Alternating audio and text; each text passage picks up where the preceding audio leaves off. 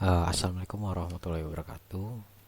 Perkenalkan saya Aryo Bimo Fadil dari Prodi Rekayasa Instrumentasi dan Otomasi dengan NIM 123490054. Pada kesempatan kali ini kita akan menjelaskan tentang K3 di laboratorium pneumatik dan hidrolik. Nah, jadi keselamatan dan kesehatan kerja atau K3. Jadi merupakan fondasi utama dalam setiap kegiatan praktikum di lab di lab pneumatik dan hidrolik. Ketiga, bukan hanya soal aturan, tapi tentang melindungi diri, menjaga peralatan, dan menciptakan lingkungan belajar yang aman. Nah, mengapa ketiga itu penting? Nah, pertama, ketiga itu melindungi mahasiswa dari potensi kecelakaan, lalu mencegah kerusakan alat dan alat yang bernilai tinggi. Lalu yang ketiga membentuk disiplin kerja yang rapi, teliti dan bertanggung jawab. Nah, selanjutnya risiko di laboratorium. Namun di laboratorium ini penuh dengan risiko. Pertama itu bahaya listrik seperti konsleting atau sengatan listrik. Nah, yang kedua ini ada bahaya mekanik dari komponen bergerak yang bisa menjepit dan bahaya kebisingan akibat suara kompresor atau pelepasan udara yang bisa merusak pendengaran. Nah, lalu ada yang namanya uh, pneumatic cylinder. Perhatikan, perhatikan juga silinder pada pneumatik. Gerakannya cepat dan kuat sehingga sehingga bisa melukai bila disentuh sembarangan. Misalnya kayak uh, tiba-tiba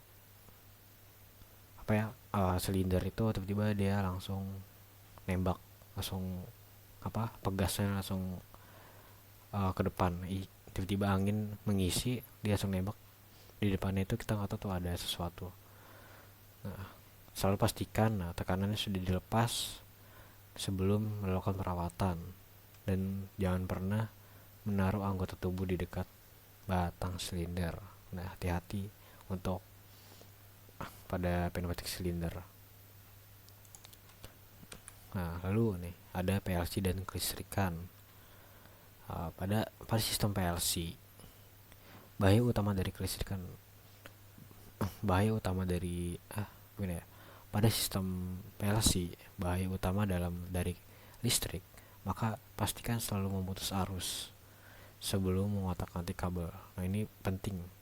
Penting sebelum ngecek-ngecek kabelnya, supaya kabel-kabel tersebut itu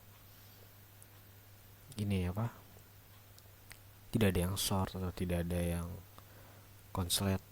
Visual backgroundnya jangan sampai kebalik atau gimana. Terus kelola kabel dengan rapi agar agar nggak nimbulin konslet dan atau kebakaran. Nah, ini bahaya sih karena kan PLC sendiri itu memiliki tegangan yang cukup tinggi gitu, 24 volt. Lanjut. Nah, kompresor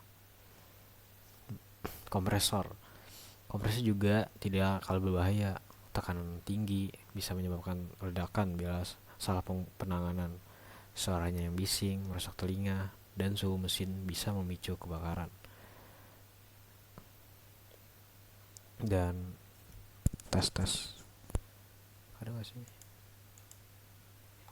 Oh, ada, kan suaranya ini. Nah, lalu karena itu setiap kita menggunakan kompresor, gunakan juga pelindung telinga, pantau suhunya, serta jangan pernah menggunakan kata pengaman ya, dari kompresor itu sendiri. Biasa kompresor itu suaranya kan keras banget tuh. Nah, jadi kan dia kalau terlalu lama didengar itu kayak gak nyaman lah di telinga. Sebaiknya ya menggunakan penutup telinganya. Nah, lalu nih kita gunakan APD, alat pelindung diri. Nah, untuk melindungi diri, nah kita gunain APD, kacamata, terus sepatu safety, sarung tangan, dan penutup telinganya bila diperlukan. Nah, pastikan semuanya itu dalam kondisi yang baik sebelum mulai praktikum. Jadi sebelum praktikum kita siapin semua K3-nya, mulai dari yang paling aman nih, mungkin digunain ya, itu mungkin earplug, menutup telinganya, karena kan yang pasti kan kalau berhubungan dengan praktikum pneumatik dan hidrolik kan ada kompresornya yang mungkin berisik banget gitu kan.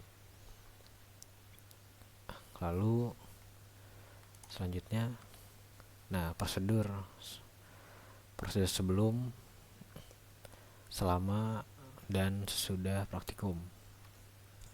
Jadi sebelum mulai, kenali jalur evakuasinya dan lokasi alat pemadam. Jika terjadi konsleting, kita bisa ambil alat pemadamnya, yaitu alat pemadamnya, terus baca prosedurnya, percobaan dengan jadi baca prosedurnya, jadi kita tuh jangan asal-asal colok gitu, jangan asal-asal. Pastikan tanya juga ke aspraknya sebelum melakukan wiring ke PLC atau ke kompresornya. Nah, terus periksa kondisi alat. Nah, terus pastiin ruang kerjanya bersih atau nggak ada kabel-kabel kemana-mana. Jadi sebelum selesai praktikum itu kita bersihkan ruang praktikumnya. Nah, terus sama praktikum kita jaga jarak nih dari mesin, awas kena tekanannya atau suhunya yang panas. Terus serta jangan pernah meninggalin percobaan yang sedang berjalan. Jadi kita melakukan percobaan itu jangan ditinggalin tuh, kita lakukan sampai selesai. Nah, setelah selesai matikan semua alatnya, colokannya juga dilepas, semuanya dilepas.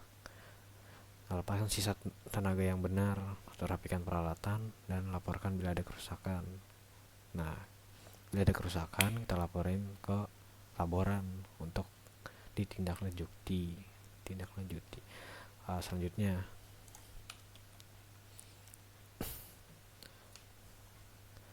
tanggap darurat. Ini yang tadi. Nah, tanggap darurat. Nah, jika terjadi kebocoran udara atau cairan, segera tutup sumbernya. Bila ada sengatan listrik, putus arus listrik, dan segera minta bantuan medis.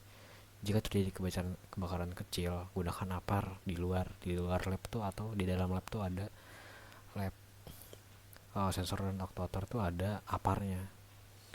Jadi untuk kebakaran besar, aktifkan alarmnya yang berada di luar lab, di luar koridor lab. Aktifkan alarm dan lakukan evakuasi. Nah, jadi selanjutnya mana? Oh, udah. Jadi, nah, sebagai penutup ingat ya, ketiga tuh jadi bukan sekedar aturan biasa di atas kertas doang. Nah, jadi ini adalah komitmen bersama demi keselamatan, kenyamanan, dan keberhasilan belajar kita di laboratorium. Dengan mematuhi K3, kita menjaga sendiri sekaligus mendukung keberhasilan bersama dan keberhasilan teman-teman lainnya.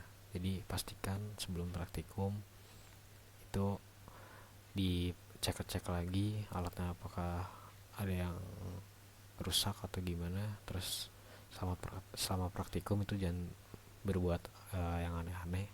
Terus juga setelah praktikum itu kita beresin semuanya, kabel-kabelnya atau kompresornya, kabel-kabel, pastiin semuanya udah terjebot dari arus listrik, dari colokan, dari terminal, apapun itu. Nah, segitu aja, sekian dari saya. Assalamualaikum warahmatullahi wabarakatuh.